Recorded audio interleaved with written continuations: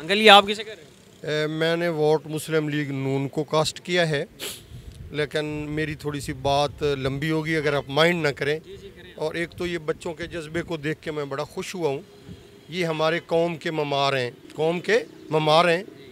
गलती 1971 में भुट्टो साहब से भी हुई है, सियासी गलती। फिर गलती नवाज शरीफ ने भी एक बहुत बड़ी की है सियासी, और गलती फिर आके इमरान खान साहब से ये हो गई। बेचारे से बंदा ठीक था, ख्यालात अच्छे थे, उसने मुल्क का सोच लिया। हाँ, उससे गलतियाँ एंड पे ये हो गई है कि उन्होंने आकर ना, जिस दिन इन्होंने अदम एतमाद किया था ना, उन्हें आके असम्बली में बैठ जाना चाहिए था, जो मैंने महसूस किया है। लीडर अच्छे थे, इनको कहते कि जी आ जाएं, अगर आपके वोट ज़्यादा हो गए हैं आप फ्रंट कुर्सी पे बैठ जाएं, मैं पीछे बैठ जाता हूं। जो अच्छा काम करेंगे मैं उसमें आपको सपोर्ट करूंगा, और जो गलत काम करेंगे मैं रोकूंगा। तो इन बेचारा इन मुसीबतों से बच जाता जो आज उसके सर पे हैं, सर पर। हाँ, लेकिन ये मैंने देखा है कि वोट बैंक इस वक्त भी पीटीआई का है, और ज़्यादातर वोट जो हैं वो पीटीआई को ही जा रहे हैं।